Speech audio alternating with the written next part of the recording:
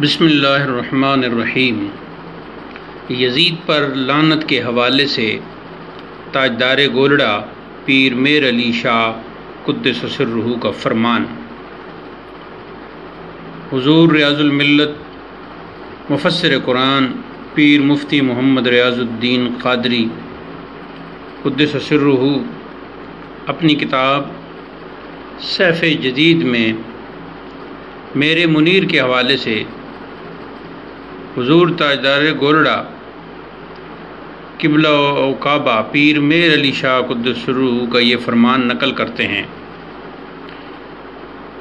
کہ جن لوگوں نے لعن یزید سے منع کیا ہے، یعنی یزید پر لعنت کرنے سے منع کیا ہے، یزید کو اچھا سمجھ کر نہیں کیا بلکہ اس خیال سے کہ بجائے اس کے اللہم صلی علی محمد و علی و حسن و حسین و فاطمۃ پڑھنا بہتر ہے۔